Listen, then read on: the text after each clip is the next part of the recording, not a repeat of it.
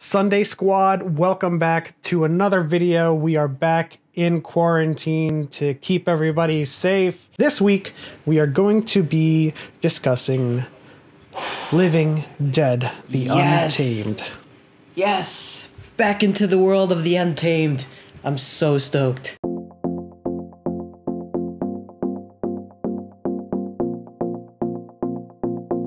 So I'm going to start by saying that in the beginning, this movie suffered from the same thing that Fatal Journey suffered from, and that was the lack of connection with the characters. Obviously, Wei Wuxian and Lan Shan are going to be the most important characters to us in the Untamed universe, but the movie does make up for it for its story and its overall plot. You know what? I'm kind of on a different boat from where you are, because I really did love Ning's character. So it was different for me. I did not have the same relationship with Sung, but this time around, seeing Ning in action, it was like I'm back in the world of Untamed, and it was a different experience for me this time. I connected straight away. I loved his character. I loved it in when they were together with Wei Wuxian and Lan Zhan. And this time around, it was really centered around him, and it felt really good, to be honest with you. Yeah, I mean, I do have a stronger connection with little Yuan and Ning, of course, stronger than Ni Huisang and his brother, but like still lesser than Wei Wuxian and Lan Shan. But in any case, I think the overall plot saved the movie because in the beginning it was kind of like a horror dark opening, kind of like The Grudge, and then it got into the murder mystery portion, and that's when I got a little bit more intrigued into it. Well, that's exactly what I'm like when you go right back into the world of Untamed. The murder mysteries is kind of, that's so Untamed, like it really definitely felt like it was part of the world, much more than Fatal Journey. And yeah, you're right. When it first started, the production value was really awesome. It felt different. It felt like a really well shot movie. And it was kind of scary when it first started, and it pulled me in right away. And then, of course, when the theme music came on, and then there was references of Wei Wuxian, I was like, "Oh yeah, back in Untamed." I actually did have a noticeable reaction when that happened. So, just for the viewers who haven't seen this in a while, obviously we're gonna dive into spoilers in this video more deeply in a couple of minutes, so please, spoiler alert if you haven't seen this, but it is about Wen Ning and Lan Shui, or Yuan as Wei Wuxian knows him, and they're investigating a murder mystery around the Xiao family incident. And of course, there's all these like plot twists and like deceits and misdirects that are happening in the movie. And yes, we are talking about spoilers now. Like at first, the Xiao family incident plot felt like a filler episode of the Untamed. Absolutely. Just because it was, side characters, and it felt like, oh, this was just one of those episodes that they're not touching on Wei Wuxian and Lan Shan's story. Well, what I really want to know is, and maybe you guys can,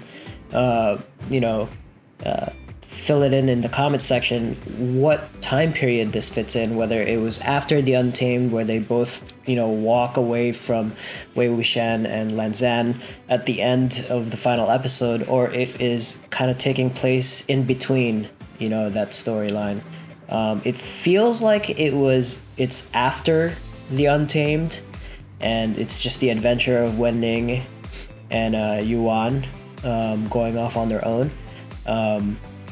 Actually, I think this was. I think it's actually in between.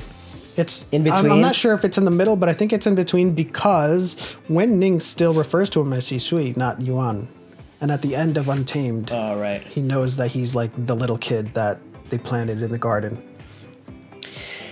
Yeah, I mean, it definitely felt like a filler episode, but you know what? It was all worth it, to be honest with you. Just to be back in that world. There's really only, since we decided to dive into Asian Chinese fantasy dramas or wuxia type of dramas, The Untamed and Evernight are the two that have stuck in my heart ever since we saw them. And anytime I get a chance to go back in that world with characters that I love, I am so for it. And I'm so glad that we saw this movie. And it makes you kind of miss them all the same. Like Evernight and Untamed, we're seeing this now, but like looking forward, it's like, where to next with The Untamed, right? Are we going to see Wang Yibo and Zhan again in their roles, or...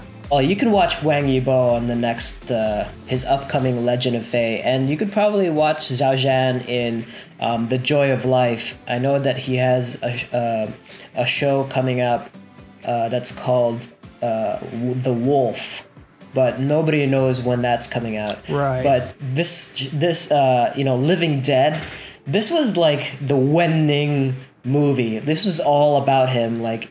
He was so powerful in this movie. He turned into like, I don't know, the Red Scorpion or Doc Octopus with his chains, and he just took over the show. Like, Yuan, like, he was kind of there playing the zither and the whatever kind of chord that he was playing the Living Dead. Yeah. But this was the Wen Ning show, and he took it over and carried it. Yeah, absolutely. I feel like after things kind of hit a critical mass with the plot, when it stopped being a filler episode and more of a main episode, because like the plot was less about this guy who had seen a villain act and that villain was haunting them. Spoiler alert, it was in fact him who was perpetuating this stuff. And that kind of like that turn when Ning and Zhishui find that out at the grave tablet, that's when things turned around in terms of the excitement and the hype around the plot. And yes, let's talk about the thing that happened that made us probably audibly in our houses react. I know I audibly reacted. I was like, yeah, let's go. When Ning was imprisoned for a little bit and he got freed and Wei Wuxian was there. The flute came out, the flute music came out. It was like, oh man. Oh, that was like the nail in the coffin for me. Yeah. Yeah, definitely a different experience than Fatal Journey. Like this one just like hit me straight in the heart.